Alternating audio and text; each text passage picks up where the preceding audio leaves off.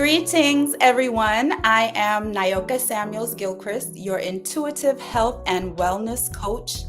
Our guest today is Kasike Kalan Kaiman. And what we want to do today is explore how he keeps his authenticity intact as he embraces his cultural roots and indigenous identity. Kasike, please expand on who you are and how you do what you do. Home, thank you, my sister. Usakasi da yukuno. Greetings, my relatives. Kalan Nibronix Kaiman diri kasike yukai kiyame wanida ka. Ikonye wakia yaka wamun waperito no wailino. What I said in our indigenous language is I'm chief of the Jamaican Humming Taino people, and today, this topic is really about anchoring in our ancestors, those who came before us, and the youth, those who will come after us. So for me, life has been really about understanding community, the experience of being human. What does it mean to be a human being? And what are the things that we have in common? As a child, my assumptions were that whatever took place in my household was the same in other households. The family system that I had in my household is what I would find everywhere and anywhere. And it was just, this assumption that I had growing up. And when I started to interact more with individuals through public education, that's when I started to realize that things were different. Cultures were different. Family settings were different. Family cultures individually were different. And it grew within me an appreciation and a desire to learn more about who I was and who my family was. So I realized along this journey that there were questions that I had that nobody else thought to ask in the household. They just accepted what I guess I would call the status quo, that things are the way that they are. And I wanted to know why. I wanted to know, where did these things come from? Why do we practice these things? And especially if it's something that we practice and nobody else does. So through that, I went through a process of coming to terms with I call it today, triracial identity. There's a men's group, the Wawa Abba men's group. And I remember Paul had shared when he was identifying himself, and it resonated with me. He said that he's an African descendant living in the Americas, carrying a European name. And I said, that was so profound to hear a man identify in that way, because it was authentic.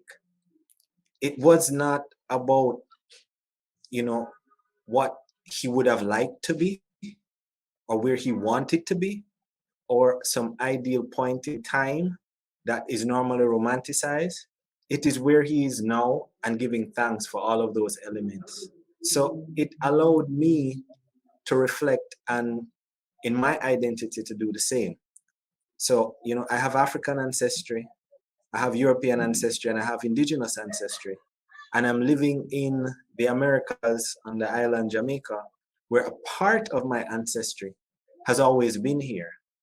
And that part is given the least attention throughout not just my family, but the region. And there was a calling to lift up that energy and to lift up that spirit. Oh, yeah. I was saying, so at first, my grandfather is from Scotland, like directly from Scotland with a Scottish accent.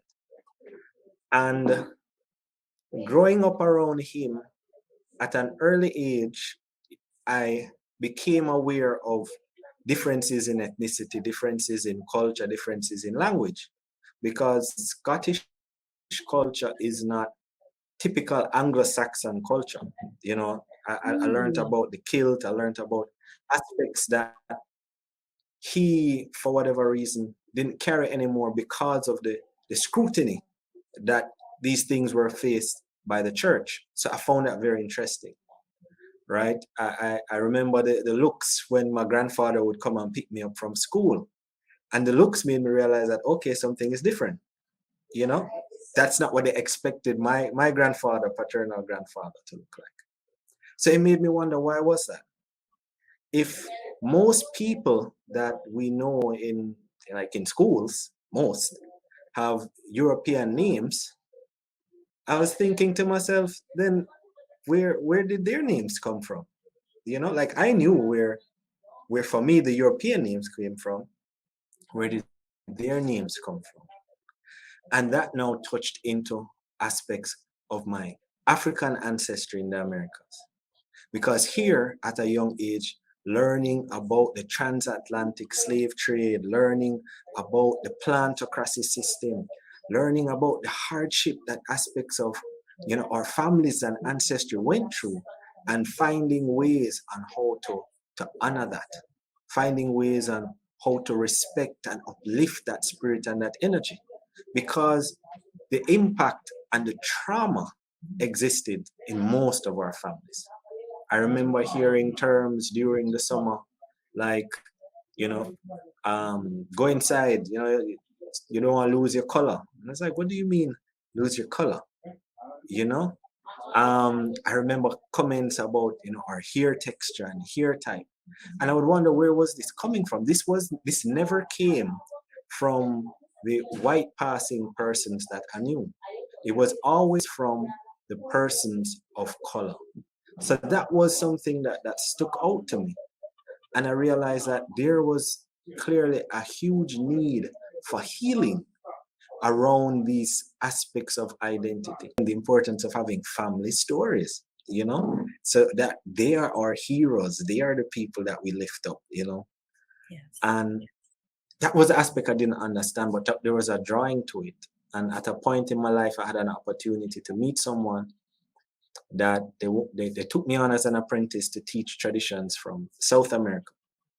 Now that felt anchoring for me because I grew up around, you know, crocodile as an apex predator, around woodpeckers, around red-tailed hawks, around June plum trees, around garden snakes. Like, you know, even though I grew up in St. Andrew, like these are things that I grew up around. And I was now hearing stories about where these things came from, you know. So this is my first experience to myths that I felt connected to. And I was like, whoa, you know, this is powerful. So this is where the hog plum tree comes from, or this is where the naseberry tree comes from, or this is where the mami tree comes from. That's what sapote means. It's an indigenous word. Pineapple comes from another, that's an indigenous word. Bayaba, the guava, and it was this awakening for me, but it was more respect than claiming it as mine. And that's where the journey of authenticity started. It was from a desire to respect and not appropriate someone's culture that was rich, that I did not believe that I had any claim over. And through doing that, I approached it in a sacred way. So of course, I was shocked when I heard, while I was preparing for the Peace and Dignity Journeys, which is an intertribal prayer room, I was asked to represent Jamaica. You know, I'm practicing a Native American tradition here, even though it's not from Jamaica, and I didn't identify as Native American. There's a prophecy that says that the indigenous teachings would bring the world to a point of peace. And under that, you know, that's why these elders shared their wisdom to have it spread throughout the globe, you know, about connecting with the planet and Mother Earth and these various energies. And for me, when I had that opportunity to represent Jamaica, to honor the Taino people, I remember I was preparing and learning and practicing ceremonies and things that, you know, I got a glimpse of, or I felt it in my spirit. And my grandmother said, why are you doing these things now that my father used to do? And I said, what? And she said, yeah, you know, he used to say him is maroon Indian or Injin. That's the term that they use, Injin, to differentiate between East Indian and, you know, Arawak. And Oh, I said, what do you mean maroon Indian? You know, I'm in my 20s now. You know, there are pictures of me as an infant with this connection to these Native American things, and I'm just hearing this now. So I'm in shock, in awe. And she said to me that her maternal side of her family told her, or they had this belief that Maroons and Indians were not good people. So she told him not to share that with anyone. And that part, the Simmons part of the family, we didn't know much more about. Oh. And that now made me have an understanding of where this imposter syndrome was coming from. That energy. Yeah. And it brought to my awareness, you know, if this is happening to me, how many other people has in their family this part of their identity that people have told them does not exist. You know, they've told them that the Arawaks, the Tainos, the Native Americans in this island, in this space, wherever you are listening to this, are extinct. Or they've told them that none of your ancestors in the recent years have come from Africa, so you have no connection to Africa. There's no connection to there for you. Mm-hmm. It made me realize that they were regurgitating the programming.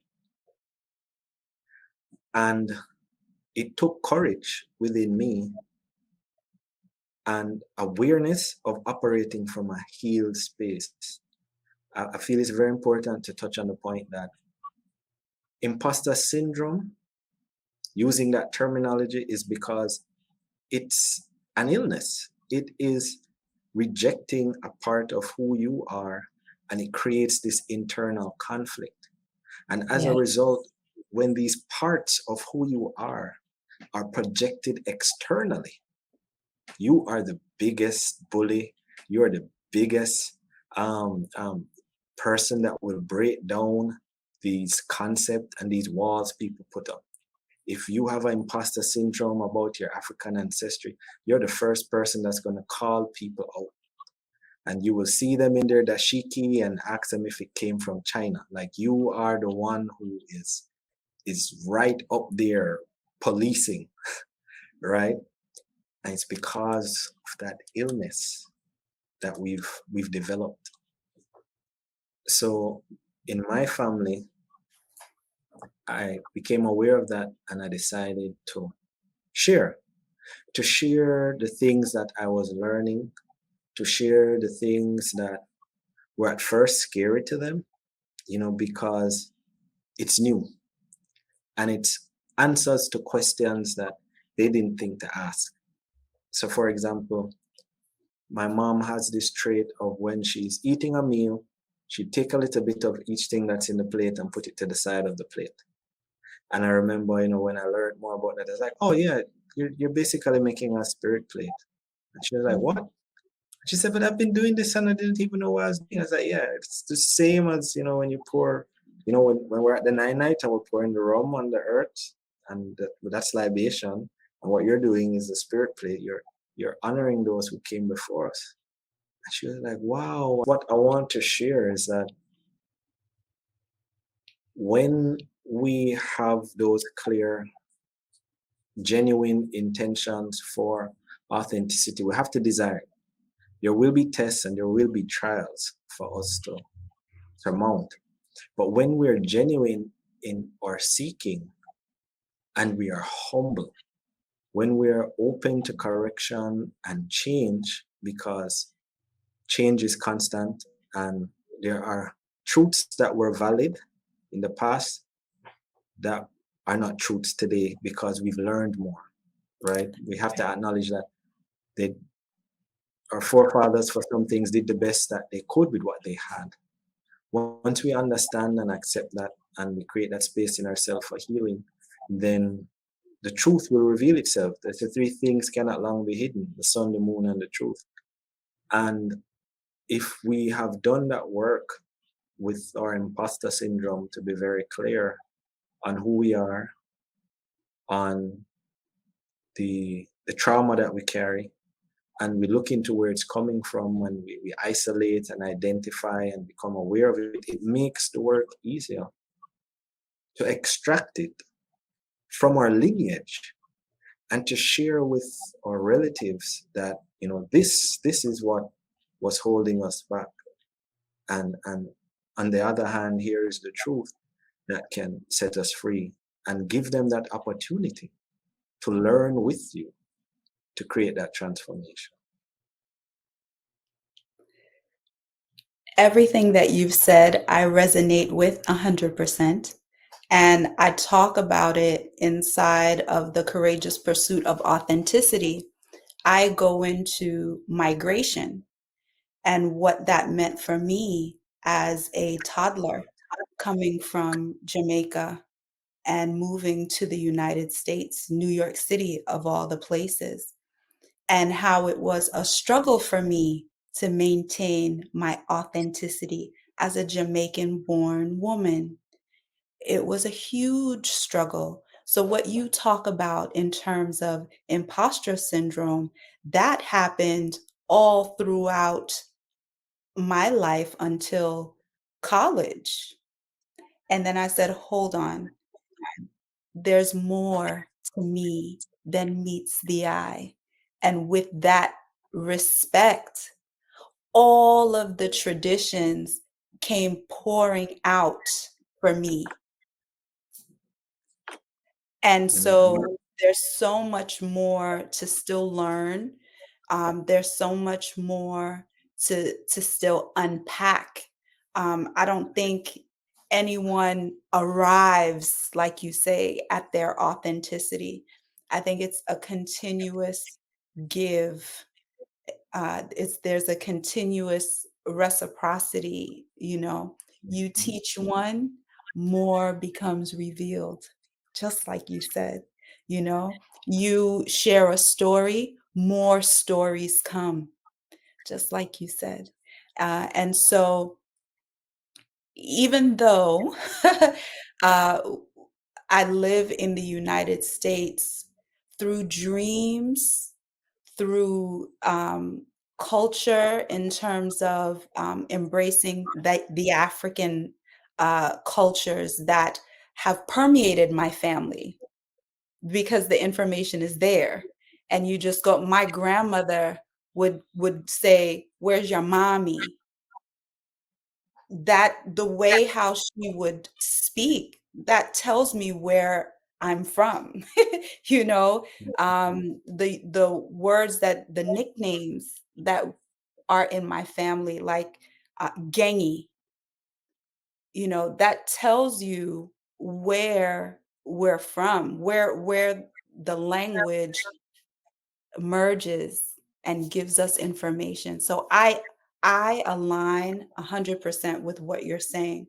What I would like my audience, or what I would like the community to understand even further, right, is how you maintain your profession, because you have one, at the same time embracing, you said, your tri heritage, or your tri lineage. How do you maintain that? Because you have a profession, but you're also ambassador of these cultures. So please tell us some more about that. All right. So that aspect now. So with that, I would say that once you understand who you are, once you have a grasp and you've accepted this challenge, this task of healing your family through yourself, then my recommendation to everyone is to step out openly, to prepare yourself. The guidance I always give people is the contemporary scientific approach to things does help today. And why it helps today is because of the analytical part of our brain that has been taught to be programmed for so long still needs to be fed. And if we've weaned it off of specific things, and there's a diet now that it's accustomed to. So it's accustomed to operating on logic, not just on faith. It's accustomed to facts, not just myths and stories. It's accustomed to data, right? So in what you're doing to present yourself in an authentic way, for some of us, not all, but for some of us, there will be that self-doubt that comes with imposter syndrome. My recommendation is to answer these questions that you have within yourself. And a lot of times, these are the same questions that will be projected for you to respond to. And when you answer those questions, you have to prepare yourself to speak up publicly. The reality of it is that many people are hurting. Many people are suffering from the same thing. And I know that it will feel like a personal attack when they're coming at you. I know that you'll feel that aggression and all of those emotions, but it's not geared at you. What is happening is that they are observing someone who is authentic, someone who has passed the challenges that seem difficult to them. And a part of them would feel comfortable knowing that they are justified in giving up because what you have achieved is unachievable. So as a result, they want to break you down, or it will seem that way, but they really want you to lift them up. They are not equipped with the emotional intelligence at times to come to you and say, this light that you have, that you're cultivating, is so beautiful. How did you approach this? How did you achieve this? So as a result, I'm saying the questions that you would have within yourself, seek to answer them and to start out with your family. And once that is done, to hold yourself accountable is to speak out, to share, to be an ambassador in your family. Start with your family, right? Not the external spaces first, but start with your family. Like I remember people asking me to come on radio programs to talk about this stuff. And yeah, some of them were being very, what's the term to use? It's not skeptical, but they were being more, gosh, the word is slipping me now, but they were trying to poke holes. But it was hard for them to do because I was just being humble and authentic. I wasn't sharing, I wasn't doing missionary work. I was simply saying that I've done this work and this is what I've found. If you find anything else, let me know so I can update what I have found. But I feel much better from doing this work, and I recommend you do the same. So there's authenticity and there is imposter syndrome. And why I say they're not the same is that white privilege is an example of people who are not suffering from imposter syndrome, and at the same time, they are not authentic. Not all, but there are scenarios. So in the Americas, for example, you have the concept of American has been whitewashed. So you have African American, you have Native American, you have Chinese American sometimes, or Asian American, and then you have American. And the Americans are the Caucasian immigrants who have their own roots and ancestry, but they have claimed or appropriated this space and its identity. Now, they do not have imposter syndrome, and they are not authentic. So it is not that, when you are not authentic, that you automatically have imposter syndrome, right? So I just wanted to clarify that. Imposter syndrome can happen in various spaces, and it really comes from us being the trauma from trying to fit into spaces that may not be ours, or feeling that we're pushed out, or identity and our knowledge. I mean, there's fancy terms now in academia that talks about epistemic violence. So that is referring to epistemology is the study of our knowledge. Mm-hmm. And epistemic violence is them discrediting our knowledge. So, for example, you being told that the remedies that your family has used for centuries are primitive because a particular segment of society has not opted or has not used or has no knowledge on it. So because they do not know about it, and for whatever reason, your knowledge is inferior to theirs. So that's epistemic violence.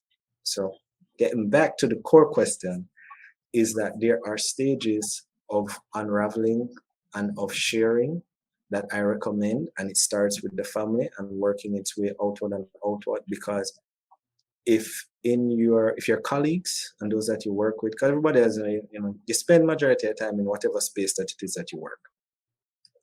So if you cannot be yourself there, then that's a huge barrier to being authentic. That's right. So we have to consciously create our spaces in our work atmosphere. And those spaces will start as a bubble. So for me, it started as a moment that I would spend, in isolation to just clear myself and to anchor and to center and tap into some wisdom and some guidance. Mm-hmm. And the more that I did that, people were watching and were becoming aware and like, what are you doing? Where does that come from? Mm-hmm. I was like, hey, well, if you'd like to know. and shared, where what rooted me and what anchored me. And they felt comfortable asking questions and I could alleviate some of the myths that were there.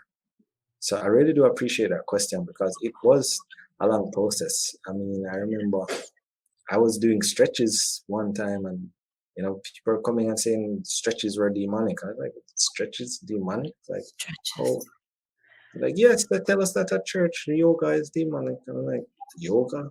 Yoga is a word. Do you know what yoga means? Right. And so, I'm in the deep South. I'm in Montgomery, Alabama. On your Peace and Dignity run, you pass through here. Um, it's the climate here. There's a lot of imposter syndrome. There's a lot of, I have to go to work and be inauthentic in order to survive, in order to earn, to take care of my family. And, what we are trying to create, or what we are creating, is a space where people can really sit comfortably with who they are, because if you can't do it at work and it's challenging to do it at home, you have to have a space. So let's talk about community and how Mhm. important community is to being authentic. All right. So I would say that there is organic community, and I'd say there's almost like forced community. And forced community is short lived because that is community based on forms of manipulation. Why do I say that? Is because if you and your coworkers are coming together because there has been a pay cut, then there is a level of manipulation that has created this grouping. It wasn't necessarily something that was authentic. It wasn't based on shared life goals, that there's this path and we met each other on this path. It reminds me of when I was younger and people are talking about courting and dating. It's the same thing. Like, yes, there are scenarios where you can force people into a space and it will work for a while. But if there's an understanding of who you are, of where you want to be, then that works a lot better. So as it relates to community, I would say the first thing that really helped with that is to find spaces of people that find spaces of people that they are seeking to learn and to grow. I would just recommend you have a checklist, and on this checklist we would have some of the red flags.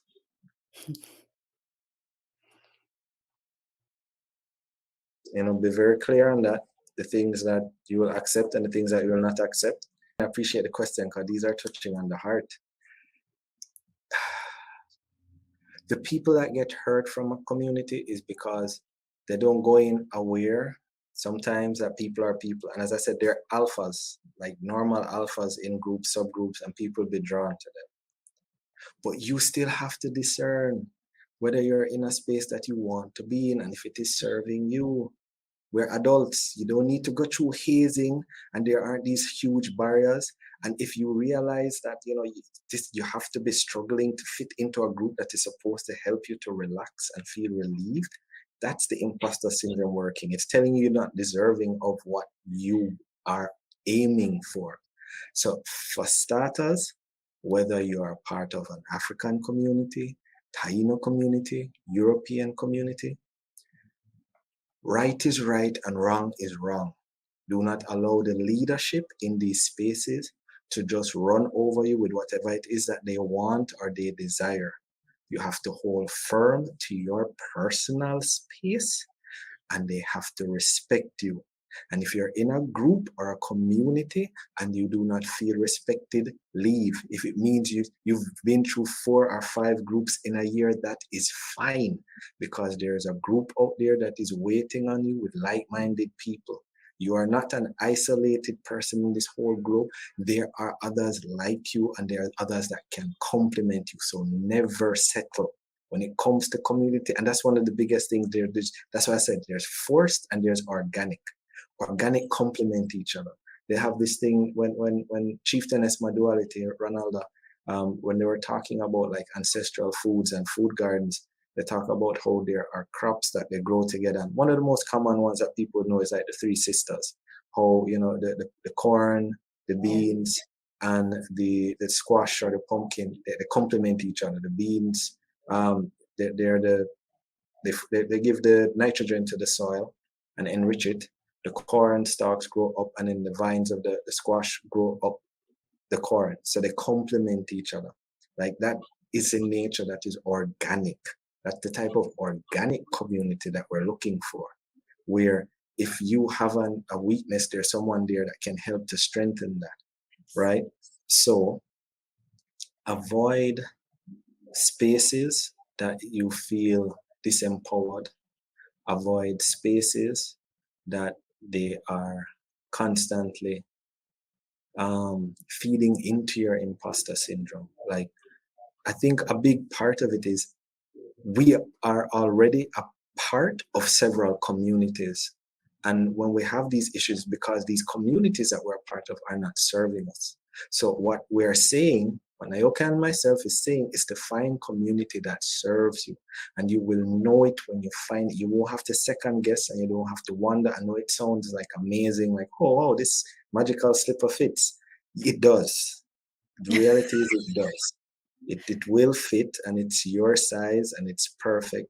And you will get to appreciate and understand how in some of these church groups, the pastor can galvanize these people to do all of this work for free because they're volunteers, they're not paid.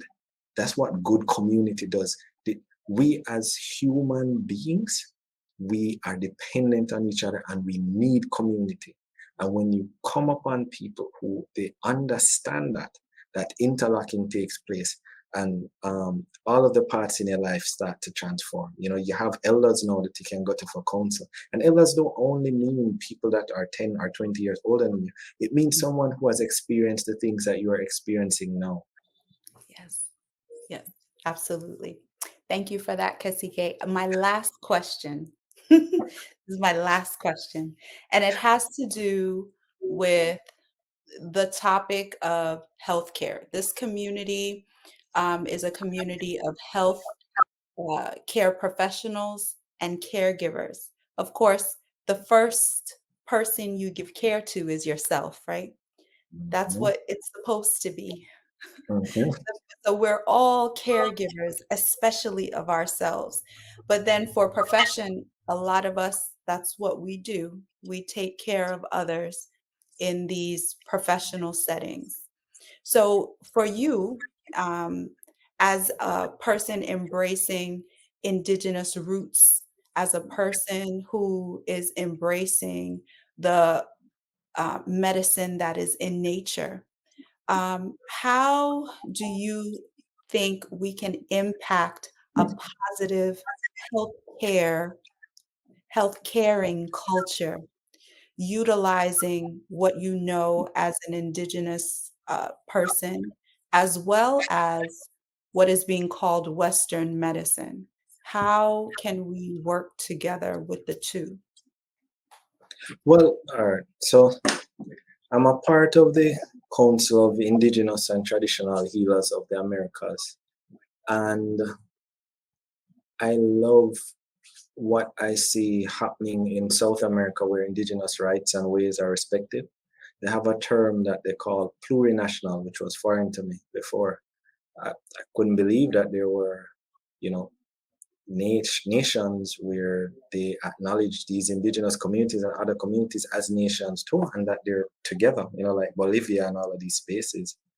That was so foreign to me, and the indigenous medicines are working alongside and respected um, as much as, if not more, than Western medicine. So, for starters, I would say that for healthcare practitioners, the reality of it is that we, as I was sharing before in our little pre-dialogue, we have our bubbles, right? Which is our microcosm, our individual personal space. And within that, we have our issues, we have our concerns, we have our worries, we have our past, we have our present, we have our future, etc. That's on the individual level. From indigenous teachings, the healing takes place on the macrocosm. So there's this bigger circle that includes you, your community, your family. And when you're able to experience that circle in a large way, it shifts the mind and it opens up spaces for healing and connectivity to the cycles of nature. So, for example, contemporary culture sees the winter season in the north as a time of high commercialism, right? There's a lot of spending of money and moving around and agitation. If I was supposed to ask anybody in nature what happens in winter, it's completely the opposite. It's rest. Yes, it's Things rest. slow down and cool down and they relax. So people know this innately. Innately, they know what they're supposed to be doing, right? Because we are animals too. Yes. But the programming has taken space.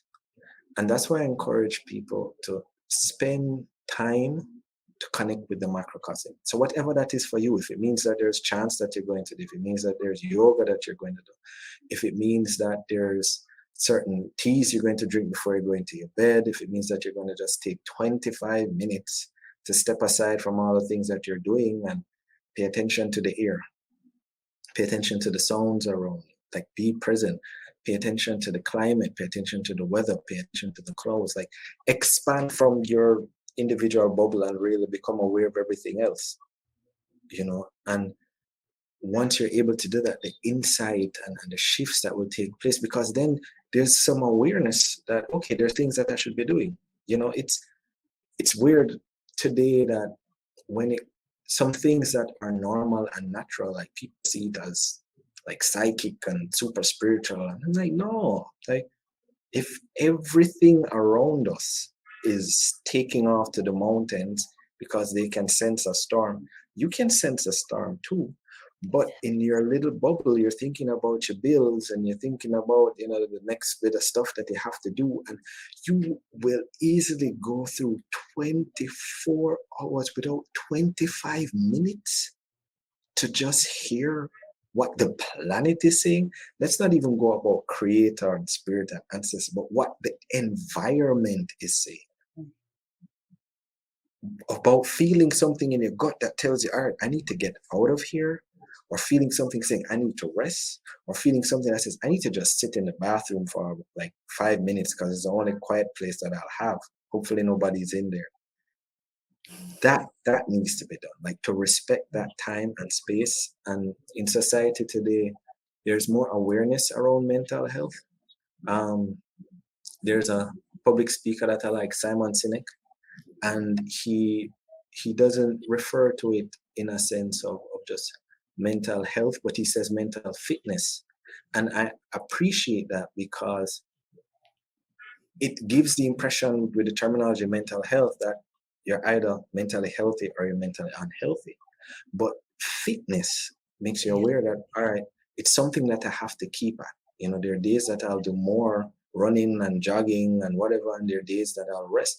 And it's the same thing with our mental fitness. So if you are aware that there's a buildup of things that is taking place, you cannot rely on anybody else or some equipment to tell you that you've had enough. You should know that before it comes out on your spouse or on your children or on your boss. Take the day, take the time. It is worth it in the long run.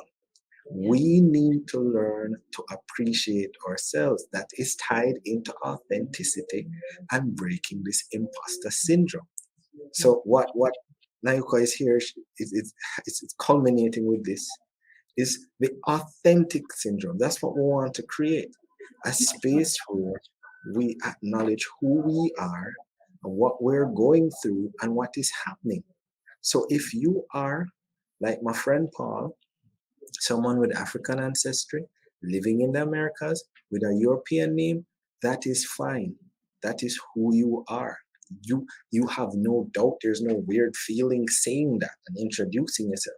And you can say that and say, I want to pick up African religions. I want to pick up Northern European religion. There's comfort because there's a base there already that is so firm, like no one can shake it. Who can? Everybody knows whether your name is European or not. Everybody. We don't question. We don't do tests to find out if we have African ancestry. We'll do tests to find out where the African ancestry is coming from. But we know we have African ancestry, so we don't question that. So we have this firm foundation to build on. So build on that. But you have to create that time for yourself, create that time with yourself.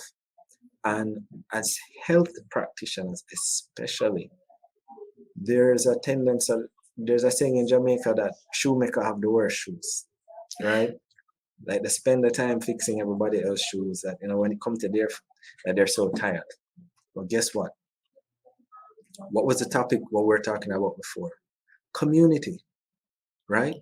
So if you can't do it for yourself, find organic, authentic community that you can call up and say, hey, Sister Nyoka, I almost went at my husband, so can we talk? Yeah.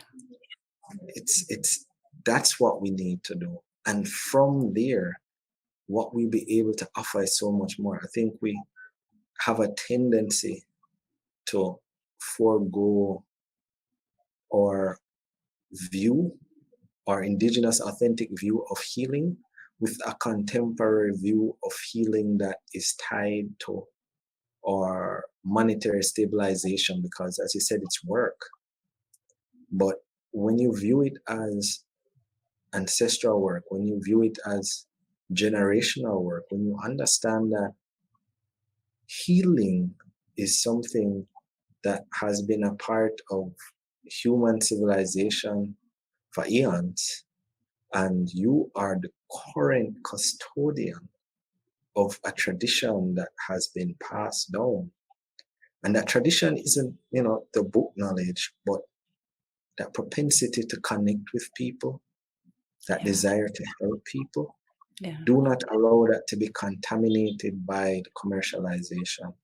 And the work that you do in helping yourself will help your practice, because you will be able to present yourself as an authentic, primordial healer, which is what is required. Wow. Kasike, you have given me a lot to think about. I'm sure that you have given our community a lot also to reflect on.